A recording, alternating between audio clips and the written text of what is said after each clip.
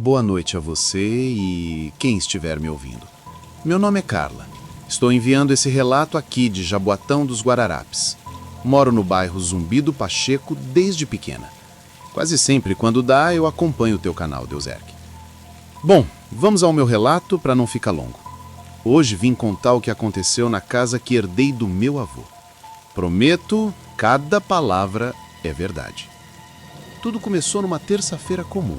Eu estava no quintal, pendurando as roupas do meu Davi, quando senti aquele calafrio nas costas. Virei para trás, achando que era o vento, mas as folhas das mangueiras nem se mexiam. Coisa da minha cabeça, pensei. Afinal, desde que me mudei para essa casa velha do meu avô, trancada desde os anos 80, tudo me dava arrepio. Mas aí veio a primeira noite. Era umas 23 horas quando ouvi um arrastar de pés no corredor. Rato, falei para o meu marido, Edson. Só que no dia seguinte, minha filha, Sofia, de 5 anos, acordou gritando: "Tem meninas brincando no teto, mãe. Elas estão chamando para eu ir lá." Edson deu risada. Criança inventa cada coisa, mas eu não consegui dormir.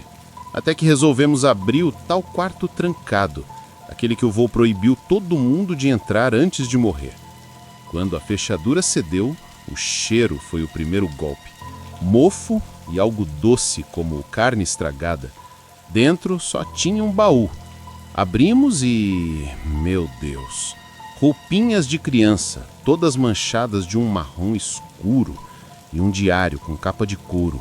Nas páginas, desenhos que até hoje me dão pesadelo. Crianças de olhos vazados, símbolos que pareciam estrelas deformadas e uma frase repetida: "Le petit ne crie plus." Os pequenos não choram mais. Foi quando as 3 da madrugada viraram um inferno. Primeiro foram os sussurros, vozes finas cantando em francês arcaico, uma língua que nem conheço, mas que sabia ser maligna. Depois, as sombras, vultos rastejando pelo corredor, como se arrastassem corpos quebrados. Edson até tentou gravar, mas no vídeo só tinha estática. Mas o pior foi Sofia. Ela começou a conversar com o amigo invisível dela, o Pierre. No começo era inofensivo. "Mãe, o Pierre disse que você vai abrir a janela hoje." Até que uma noite eu acordo com o barulho do vidro deslizando. Corro para o quarto dela e lá está, minha filha de pé no parapeito da janela do 2º andar, sorrindo para a escuridão. "O Pierre está me esperando lá embaixo. Ele disse que eu vou voar." Puxei ela para dentro com uma força que nem sabia que tinha. Na hora, jurei que vi uma mãozinha pálida, cheia de machucado, sumindo na sombra do jambieiro. O desfecho? Descobrimos pelo jornal antigo que o antigo dono, um francês que fugiu para cá nos anos 60, usava o quarto para estudos com órfãos. O delegado da época anotou: 32 crianças desaparecidas, suspeito de rituais. Saímos da casa no dia seguinte. Hoje moramos num AP em Cavaleiro e Sofia não fala mais do Pierre. Mas tem uma coisa, Deuserque. Ontem, lavando louça, ouvi de novo sussurros em francês. Era só a TV? Talvez. Mas quando eu olhei para a janela do prédio, juro que vi 3 vultinhos pálidos encostando as mãos no vidro, como se esperassem. Será que a gente trouxe eles conosco? Fica aí a minha dúvida. Finalizo aqui meu relato. Espero que divulgue aí no canal.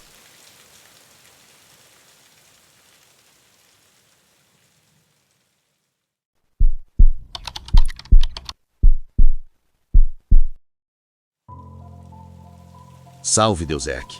Sou o Marcos, da ilha aqui de Floripa. Moro no Morro das Pedras, perto daquela praia do mato fechado. Quem mora aqui perto deve conhecer. Vim contar o bicho que aconteceu na casa que comprei no ano passado, lá no alto de Santa Teresa. Parecia sonho, vista para o mar, arquitetura antiga daqueles casarões art deco, até a primeira noite. Tava tudo normal no começo. Cheguei do trampo na sexta, fiz um café e fui para a varanda curtir o vento. Mas aí veio aquele frio do nada. Não era brisa não, Deuserque. Era um gelo que entrava nos ossos igual quando abres o freezer. E veio junto um choro baixinho, tipo criança abafada por um cobertor.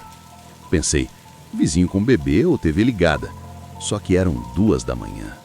Daquele dia em diante, toda noite era a mesma coisa. O pior, minhas fotos começaram a virar pesadelo.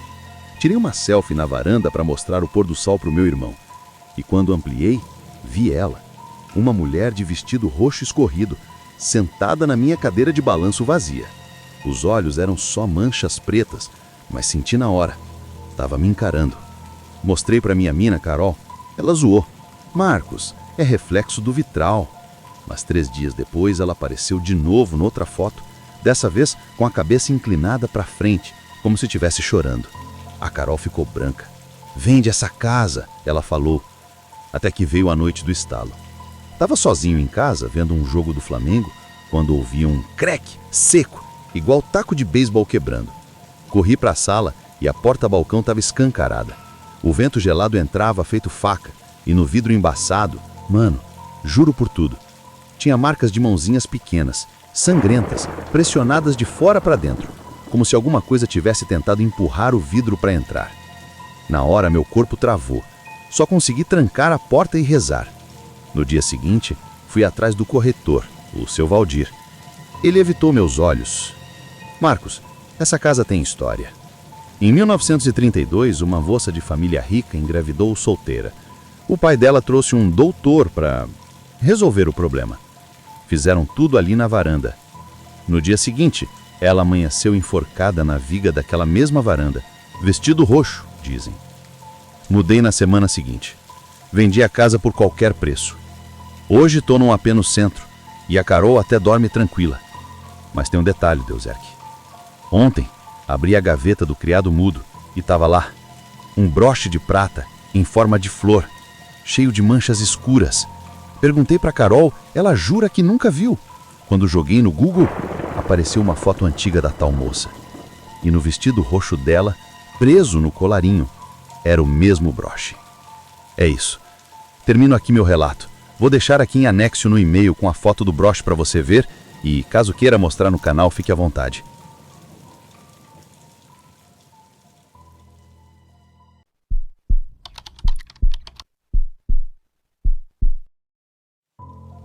Oi, Deuzerque. Já é a 2ª vez que envio esse relato. No outro, eu não enviei algumas informações minhas. Acredito que por isso não divulgou. Espero que agora esteja tudo correto. Meu nome é Ana, de Porto Velho. Trabalho com costura aqui no bairro Conceição e moro numa casinha azul perto do Igarapé. Nesse dia do relato, tudo parecia bem demais, até descobrirmos o que o antigo dono aprisionou no porão. Tudo começou numa tarde de limpeza. Eu estava arrumando uns potes na cozinha quando meu marido, João, abriu aquele porão pela primeira vez. O cheiro foi o que me assustou. Terra molhada e flores podres misturados. Lá embaixo, encostados na parede de tijolos, tinham 8 espelhos antigos com molduras pesadas, cheias de cobwebs. João até brincou. Olha só, enfeite grátis. Mas no dia seguinte, minha Larissa, 7 anos, disse uma coisa que me gelou. Mãe, o tio do espelho da sala me acenou hoje. Ele estava sorrindo, mas era um sorriso torto, sabe? Pensei que era invenção, até que as coisas começaram a sumir. Meu alicate de costura, o controle da TV, o brinco de pérola da minha avó, e 2 dias depois, eles apareciam quebrados em frente aos espelhos, sempre com o vidro estilhaçado por cima, como se alguém tivesse jogado contra o chão. João, cético, botou a culpa no gato, mas uma noite ele desceu ao porão para pegar uma chave inglesa. Ouvi um estrondo seguido de um grito. Corri e encontrei ele no chão, com o braço sangrando e um espelho estilhaçado do lado. O sangue dele escorria em direção aos outros 7 espelhos, como se estivesse sendo sugado pelas molduras. Foi quando chamei o seu Arlindo, um médium que minha avó indicou. Ele não botou os pés no porão, só ficou na porta pálido e sussurrou. Ana, tem almas presas aqui. O dono anterior era um feiticeiro da borracha. Ele usava esses espelhos para prender gente que traiu ele nos negócios. Cada um quebrado liberta um, mas faltam 7. No mesmo dia, jogamos sal grosso no porão de tanto ver esse hábito aqui nos relatos. Foi a primeira coisa que me veio à cabeça. e em seguida tampamos a porta com uma cruz de cedro. Eu senti que melhorou sim, mas algo me dizia que era melhor sair dali. E então, depois de muita conversa, resolvemos vender a casa por um preço baixo. E relatamos tudo para o rapaz que comprou. Tudo mesmo. Não enganamos ele em momento nenhum. Depois, nos mudamos para o conjunto Habitar Brasil. Mas tem um detalhe, Deuzerk. Na semana passada, fui buscar uma caixa de retalhos no sótão da casa nova. Lá no fundo, encontrei um espelho pequeno com a mesma moldura preta dos outros. Estava intacto. E quando passei o dedo, senti algo quente pulsando dentro do vidro. Joguei no lixo do posto. Mas hoje, ao abrir meu armário de costura, ele estava lá de novo, encostado no meu novelo de linha roxa. E dessa vez, se você olhar bem de perto, dá para ver um vulto de homem de chapéu, sorrindo com os lábios cortados. Nem sei mais o que faço. Se continuar assim, vou terminar jogando tudo fora. Seu canal me ajuda a não pirar, Deuzerk. Minha filha pede para mandar um alô para o tio das histórias de susto.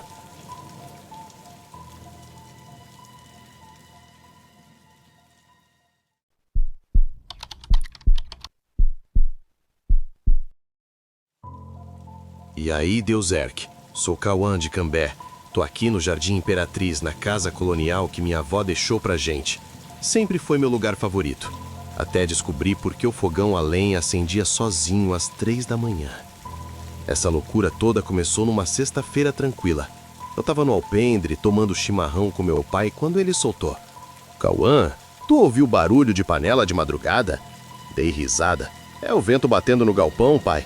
Mas no fundo eu já sentia aquela coceira atrás do pescoço, como se alguém tivesse me encarando das janelas do sótão.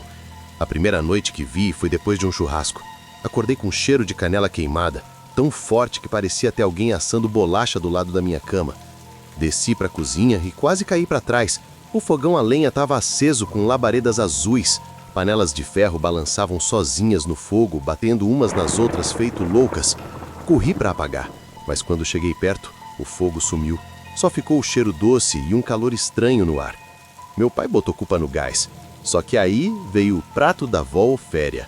Uma manhã, encontramos farofa fresca no prato de estanho dela, aquele que a gente guardava no armário alto, cheio de foto antiga. Farofa quentinha, com cheiro de bacon e aquela canela de novo. Meu pai ficou branco. "Isso é a receita exata que a tua avó fazia pro teu bisavô." Lembrei na hora. Vó Ofélia morreu 20 anos atrás de desgosto depois que o único filho dela sumiu na Guerra do Paraguai. A gota d'água foi quando as panelas começaram a voar. 2 semanas atrás, acordei com um estrondo. Desci e vi a panela de feijão no chão, toda amassada, como se tivesse sido arremessada contra a parede. No fogão, outra labareda azul. Dessa vez, jurei que vi uma mão enrugada mexendo as brasas com um pedaço de lenha. Uma mão com a aliança de ouro da vó Ofélia. No dia seguinte, fui no padre Ademir, o mais velho da paróquia. Ele conheceu minha avó. Quando falei do fogão, ele cruzou-se e sussurrou: "Ela fez um pacto, Cauã. Prometeu a alma para cozinhar eternamente para o filho perdido, até ele voltar para comer. O problema? Almas perdidas em guerra não encontram caminho de volta." Tacamos fogo no fogão. Chamamos um carroceiro, jogamos aquela maldição de ferro num terreno baldio e ateamos querosene. Até hoje, sinto o cheiro de canela queimada no vento. Ai, beleza. Abri o armário para pegar açúcar. Lá no fundo, estava o prato de estanho da avó Ofélia, quente e com um risco novo no meio, igual uma assinatura: de Ofélia.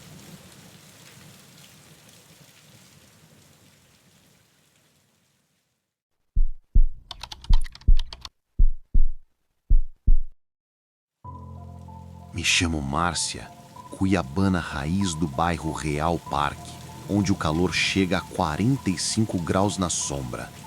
Esse meu relato começa numa tarde de domingo, depois do almoço em família. Eu estava lavando louça na cozinha da fazenda que meu avô deixou. Estava meio emborrada e pensativa por causa de uma discussão besta que tivemos na mesa, quando ouvi o primeiro ranger diferente. Era um gemido de madeira velha, vindo da escada principal, aquela de caracol que vai para o sótão. "Vento, Márcia", pensei, mas não tinha vento nenhum. só o sol quente torrando o cerrado lá fora. Naquela noite, meu caçula Miguel, 4 anos, sumiu. Procuramos por horas, chamei os vizinhos, reviremos o curral, o pomar, até que meu marido Marcos gritou do alto: "Tá aqui, dormindo no sótão!" Estava enrolado num cobertor mofado, frio como pedra. Quando acordou, disse: "A dona dos dedos longos me chamou. Ela tem unhas de terra e fez cócegas nas minhas costas." Foi quando as fotos começaram. Tiramos uma selfie em família na escada. Na hora, vi uma sombra agarrando o tornozelo do Miguel. Mostrei para o Marcos. Ele empalideceu. É defeito da lente. Mas na foto seguinte, 3 vultos infantis apareciam arrastando algo pesado degrau acima. Postei no grupo do bairro. Uma senhora respondeu: "Essa escada já levou muita criança para o sótão em 1900. A gota d'água foi o dia do aniversário do Miguel. Acordei com ele gritando: "Ela tá aqui! A dona tá debaixo da cama!" Corri, liguei a luz e vi dedos negros e finos, mais longos que humanos, sumindo no vão. Cheirava a terra úmida e doença antiga. Na mesma hora decidi: vamos embora amanhã. Contratei um historiador. O velho seu Euclides folheou documentos e soltou: em 1900, o dono trancou 5 crianças no sótão para proteger da peste bubônica. Só que esqueceu elas lá. Morreram sufocadas pelo calor. Dizem que uma mulher alta, de dedos desproporcionais, era a governanta que as vigiava. Chamavam-na de a dona dos dedos longos. Abandonamos a fazenda. Mudamos para um sobrado no Real Parque. Queimamos o cobertor do sótão e benzemos tudo com a roda. Mas tem uma coisa, Desert. Ontem, Miguel desenhou nossa casa nova.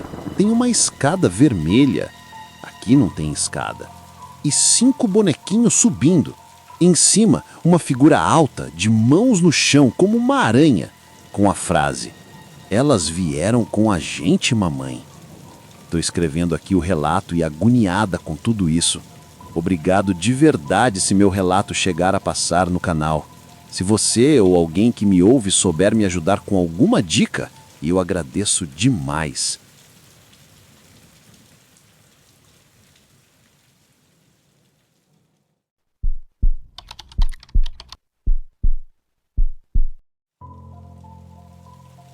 Olá, pessoal. Sou Carlos, arquiteto, aqui do Areal, em Águas Claras. Moro num prédio novo, desses de fachada espelhada que reflete o cerrado. Mas o pesadelo começou no terreno baldio atrás do condomínio. Tudo parecia normal, até a primeira aparição estranha em meu quintal. Foi num sábado de sol. Eu estava regando as suculentas na varanda quando notei um montinho de terra revirada perto do muro. Cavou com a pá de jardinagem e quase tive um troço. Enterrada até o pescoço, uma boneca feita de barro cru, com olhos vazados e boca costurada com fio negro. Brincadeira de criança, pensei. Arranquei e joguei no lixo. No dia seguinte, minha esposa Letícia acordou com o rosto sujo de terra úmida, como se alguém tivesse esfregado na terra. Nas fotos do celular dela, autotiradas de madrugada, dava para ver 2 rastros de mãozinhas na cabeceira da cama, pequenas, feitas de barro seco. Na lua cheia, veio o canto. Acordei às 3 da manhã, com vozes agudas cantando atrás do muro. Não era português, nem espanhol, era algo gutural, com batidas de pé no chão. "É festa no prédio vizinho", a Letícia disse, tremendo. Mas quando abrimos a janela, silêncio total. Só o cheiro de terra molhada em melaço entrando. Pesquisei no grupo do condomínio. Um morador antigo me mandou um inbox: "Cuidado com as bonecas, Carlos. O último cara que morou aí enlouqueceu. Dizia que elas bebiam o choro das crianças. Sumiu gritando que iam costurar sua boca." Decidi desenterrar todas.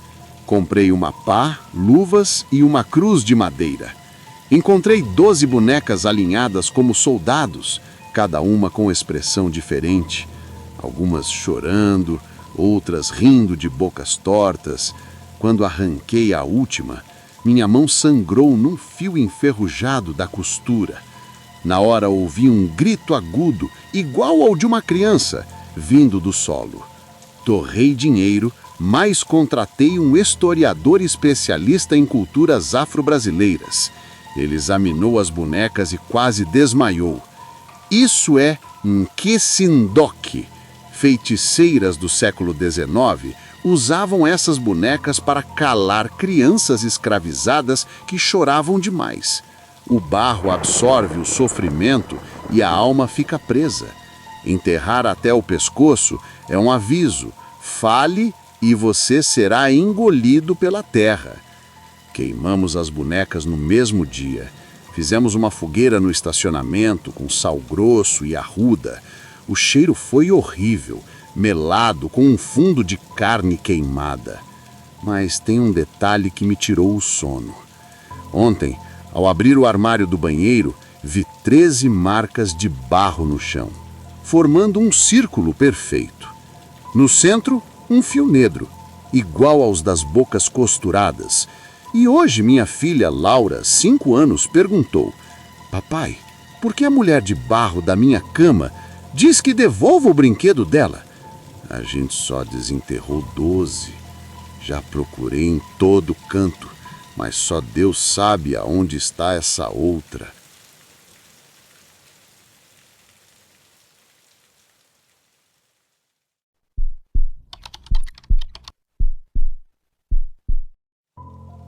Seu canal me ajuda muito a desaparecer e esquecer meus problemas. Meu gato siamês assiste teus vídeos comigo. Sou Fernanda, de São Bento do Sul, cidade serrana do inverno com neblina nos pinheiros. Moro aqui, no Bela Aliança. Aqui é um sobrado que minha família construiu no início dos anos 80. Sempre amei o silêncio daqui. Até descobrir sobre a piscina do jardim nunca secava, mesmo no auge da estiagem. Tudo começou num domingo de família. Meus primos do Rio visitavam e fizemos um churrasco no quintal. Enquanto virava as costelinhas, meu tio Zeca apontou para a piscina. Nanda, por que a água tá tão barrenta? Parece o Rio Negrinho depois da chuva. Eu ri, mas no fundo senti um frio na espinha. Nenhuma chuva havia caído em semanas. Na primeira madrugada sozinha, acordei com o relógio marcando 5 horas e 7 minutos. Um glub-glub ritmado vinha do jardim. Olhei pela janela. Bolhas subiam frenéticas e sombras se torciam no fundo. Formas alongadas, como corpos de crianças brincando de estátua submarina. Meu marido Rafael disse, são folhas apodrecendo. Mas eu sabia, folhas não nadam em círculos perfeitos. O terror veio com o sumiço do Thor. Meu Golden Retriever, que dormia no tapete da sala, amanheceu boiando de barriga para cima. A cerca de ferro ao redor da piscina, trancada com cadeado, e a chave estava no meu criado mudo. O veterinário falou, afogamento acidental, mas quando lavei seu corpo vi 3 marcas de dedinhos ao redor do pescoço dele, finos, como de uma criança de 5 anos. Foi quando o seu Olívio, o lenhador aposentado que cortou madeira para construir nossa casa, bateu a porta. Fernanda, essa piscina foi mal assombrada desde os anos 70. O primeiro dono sacrificou um menino ali. Achou que o sangue dele ia fortalecer a nascente escondida sobre o concreto. Só que alma sedenta não descansa não, e na lua vermelha, ele calou, olhando para o céu. Naquela noite, a lua nasceu cor de vinho. A água ficou escarlate e um cheiro de ferro e carne crua tomou o quintal. Corri para drenar, mas a mangueira explodiu. Quando olhei para a piscina, vi uma silhueta de criança flutuando de costas com os olhos brancos virados para mim. No dia seguinte, entupi a piscina com concreto. E faço orações toda semana com a turma da igreja na casa. Mas tem um detalhe que me fez gravar esse relato, Deusek. Ontem, ao abrir o chuveiro ovo, a água saiu quente e avermelhada por exatos 30 segundos. E minha filha Ravena, 4 anos, que nunca soube da história, desenhou um amigo novo, um menino de cabelos molhados segurando um cachorro dourado. Embaixo rabiscou: Thor e Miguel brincam na água quente. Como ela sabia o nome do menino sacrificado? Nunca contei para ninguém. Apesar de não ter acontecido mais as visões, ando meio desesperada com tudo isso e com a Ravena, e estou pensando seriamente em vender essa casa para ver se acaba logo esse tormento.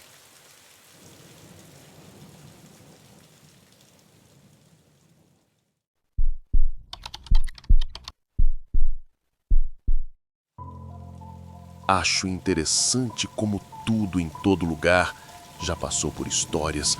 Vejam só, meu nome é Tiago. Daqui de Pirapetinga mesmo, cidade pequena onde todo mundo se cumprimenta na rua. Moro numa casinha simples no Zumbi do Pacheco, herdade do meu tio-avô, e juro por tudo que é sagrado, o porão dessa casa esconde um segredo que quase me levou pro buraco. Tudo começou numa terça-feira qualquer. Eu estava consertando a cerca do galinheiro quando minha mulher, Janaína, gritou da cozinha: "Tiago, vem ver, tem um vinho tão bom aqui!" Desci correndo e ela estava segurando uma garrafa empoeirada de tinto, sem rótulo, só um V riscado no vidro. A primeira taça foi divina, doce, encorpado, mas com um gosto meio que de ferro no finalzinho.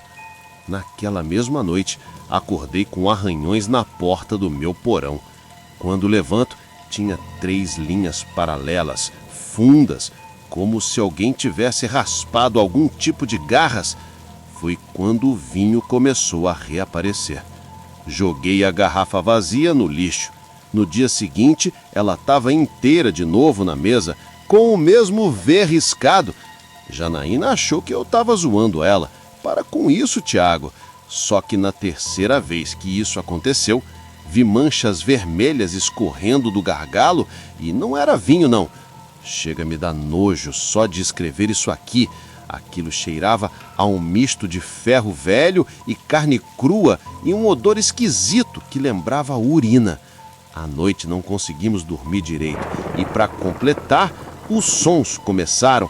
Eram batidas debaixo do assoalho, como se alguém batucasse com os nós dos dedos na madeira. Seguiam um ritmo: tum-tum, pausa, tum-tum-tum. Meu cachorro Toby uivava para a escotilha do porão, os pelos tudo eriçados. Foi a gota d'água quando eu desci lá. Peguei minha lanterna e abri a escotilha. O cheiro era insuportável. Vinho azedo misturado com sangue seco. Nas prateleiras, garrafas iguais à minha, todas com V gravado, umas vazias, outras cheias de líquido negro. No fundo, vi uma bacia de cobre cheia de uma gosma escura e, ao lado, uma faca enferrujada amarrada num cabo de madeira. Corri para a cidade e procurei o seu Geraldo, o dono do armazém, que conheceu meu tio-avô. Ele empalideceu. Tiago, teu tio era fazendeiro rico nos anos 60. Diziam que ele fazia pactos na adega, usava sangue de animal no vinho para atrair fertilidade para as terras. Mas quando a mulher dele morreu de parto, ele começou a usar sangue humano. Sumiam crianças da região e nas portas de todo canto da fazenda era uma caatinga de mijo que ninguém entendia. E o maior mistério de tudo isso era que o vinho dele nunca acabava. Tacamos fogo no porão. Chamei os bombeiros voluntários. Quando as chamas atingiram as garrafas, gritos agudos ecoaram do subterrâneo. A fumaça que saía era violeta e fedia a podridão doce. Mudamos para a casa da sogra no centro. Mas tem um detalhe, Deuserk. Ontem abri o armário para pegar um copo. Estava lá, uma garrafa nova, sem rótulo, com um V riscado à faca e dentro uns dentes humanos boiando dentro do vinho. Mostrei para Janaína, ela chega gorfou na hora, pois ela tá grávida de 3 meses e eu às vezes esqueço que ela tá sensível. Mas já me desfiz dessa desgraça e espero não achar mais nada por aqui. Valeu, meu rei.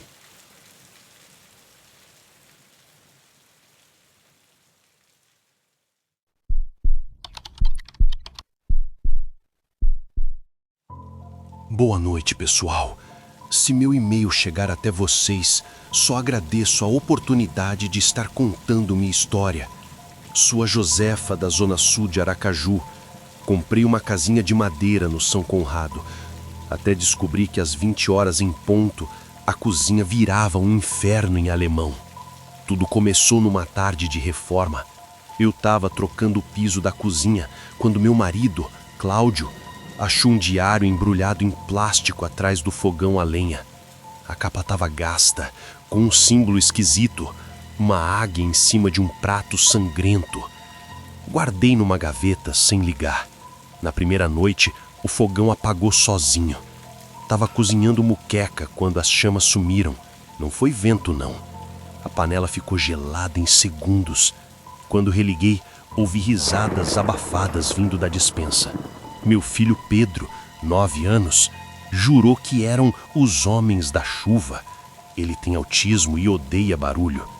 Mas os talheres foram à prova. Coloquei facas e garfos no escorredor. No dia seguinte, amanheceram arrumados em fileiras militares sobre a mesa, com as pontas viradas para a cadeira vazia do fundo. Uma colher de pau estava quebrada ao meio, limpa, como se tivesse sido partida à mão. Às 20 horas veio o cheiro, pungente de banha queimando e carne gordurosa torrando. Junto, vozes roucas discutiam em alemão. Ist das Bleit bereit? A carne está pronta. Era a única frase que eu reconhecia. Pedro tapava os ouvidos e cantarolava. Os homens bravos tão brigando de novo, mamãe. Mas a noite do desastre foi quando trouxe amigos para jantar. Às 20 horas e 7 minutos, todos os copos da mesa estilhaçaram ao mesmo tempo. Vidros voaram e um cheiro de fígado cru encheu a sala. Na cozinha, as panelas batiam sozinhas no fogão, como se alguém as sacudisse com fúria. Meu amigo Marcelo gritou: "Tem gente no jardim!"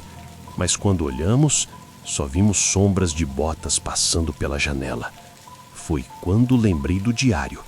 Traduzimos com a ajuda de um professor aposentado. Nas últimas páginas, o caseiro escreveu em português, trêmulo. 20 de abril de 1945. Os foragidos fizeram o banquete da vitória. Hoje, trouxeram 3 prisioneiros do mato. O coronel gritou: "Serviremos a carne traidora para sempre." Ouço os pratos batendo até agora. Eles não vão embora. Nunca. Queimamos o diário no quintal. As folhas soltaram fumaça cor de óxido e as chamas sussurravam em alemão. Vendemos a casa por preço de banana e fumo pro Grageru. Mas tem algo que me persegue, Deuzerk. Ao abrir meu armário novo, vi uma mancha de gordura em forma de suástica no lençol, e Pedro desenhou nossa casa antiga com 7 homens de uniforme preto sentados à mesa. Em cima da comida, ele escreveu: "Brunhilde disse que sente sua falta, mãe." Nunca contei a ele o nome que lia no diário.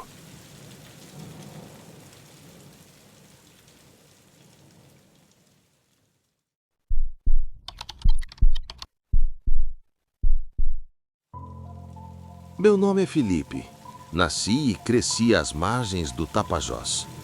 Quando herdei o sítio da família, no bairro Esperança, achei que teria um lugar tranquilo para descansar. Mas aquilo acabou custando minha paz e talvez até a minha sanidade. Tudo parecia normal, até uma tarde escaldante de dezembro, quando eu consertava a cerca e senti um cheiro estranho. Era como perfume barato misturado a carne podre, vindo do celeiro. Estranhei ainda mais porque a porta estava entreaberta, mesmo estando presa com corrente e cadeado. Lá dentro, os fardos de palha estavam diferentes. Antes empilhados, agora formavam 3 camas, cada uma com um travesseiro improvisado, e até uma depressão no centro, como se alguém tivesse deitado ali pouco antes. Na primeira madrugada, acordei com arranhões na porta de casa. 3 marcas profundas, feitas por algo que parecia unha humana. Meu pai tentou dizer que deviam ser coatis. Mas na noite seguinte, quando começaram os sussurros, até ele se calou. Era uma voz feminina vinda do celeiro. Devolvam ela! Por favor, minha menina! Às 2 da manhã, uma luz azulada escapava pelas frestas da madeira. Gravei com o celular, mas ao assistir o vídeo, nada aparecia. Durante 7 noites seguidas, reorganizei os fardos. E por 7 manhãs, eles amanheciam de novo na forma de corpos. Um maior, de mulher adulta, e 2 pequenos, como crianças. Na última vez, encontrei manchas úmidas, como se fossem lágrimas secando ao sol. Instalei uma câmera de caça no celeiro. A gravação mostrou que, às 2 horas e 47 minutos, os fardos se moviam sozinhos, remontando-se em segundos. E às 3 horas e 16 minutos, uma voz clara ecoou. Ela tem seus olhos verdes. Diga onde a esconderam. No dia seguinte, entrei lá com meu irmão Caio. O ar estava pesado e gelado, em contraste com o calor do lado de fora. No canto mais escuro, debaixo de feno apodrecido, encontramos um vestido de noiva. O tecido já amarelado estava enrolado em arame farpado, e junto dele havia uma mecha de cabelo castanho claro, presa por uma fita rosa. Na parede, pequenas mãos marcadas em sangue seco formavam uma frase. Cuidem dela. Foi então que a vizinha, Dona Raimunda, de 92 anos, apareceu segurando um crucifixo. Tremendo, ela revelou a verdade. Meu bisavô Antônio foi um homem cruel. Em 1923, sua noiva Adriana engravidou de outro homem. Consumido pela raiva, ele a atraiu para o celeiro. Lá, a maltratou até deixá-la sem forças, e em seguida a emparedou viva dentro da parede, ainda com o bebê no ventre. Depois, fingiu ter sido abandonado no altar. Segundo Dona Raimunda, naquela mesma noite, uma tempestade caiu sobre Santarém. Muitos vizinhos juraram ter ouvido, à meia-noite, um grito que gelou o sangue. Devolvam a minha filha! Alguns até disseram ter visto a corrente do celeiro se romper sozinha e a sombra de uma mulher de véu rasgado flutuar diante da porta. Nos braços, carregava algo que lembrava um bebê feito de palha. Anos depois, investigadores encontraram o corpo de Adriana emparedado dentro do celeiro. O bebê nunca foi localizado. Diante da pressão, o irmão do meu bisavô confessou ter ajudado a encobrir o crime. Meus pais queimaram o vestido. Eu me lembro das chamas ficando azuis quando a vizinhança tentava purificar o lugar com ervas e água benta. Pouco tempo depois, o sítio foi vendido por quase nada. Muito tempo passou. Quando voltei à antiga casa, encontrei uma caixa de metal escondida no sótão. Dentro, havia uma certidão de nascimento rasgada. Maria, nascida em 15 de fevereiro de 1923. Mãe, Adriana Lopes. Também havia uma foto em preto e branco de uma menina de 3 anos usando um laço rosa no cabelo e com os mesmos olhos verdes da minha avó Zulmira. Um bilhete assinado por uma parteira dizia: Protegi Maria. Fuja deste sangue maldito. Descobri então que minha avó Zulmira era na verdade essa Maria. A família havia mudado o nome para esconder o passado. Pensei que a maldição tivesse acabado ali, mas recentemente, minha filha Laura, de apenas 5 anos, desenhou em seu caderno uma mulher de véu.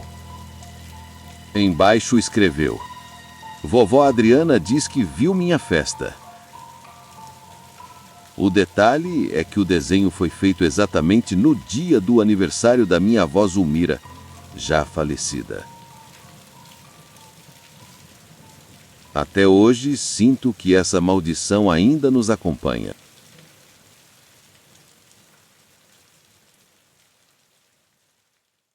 E aí, galera?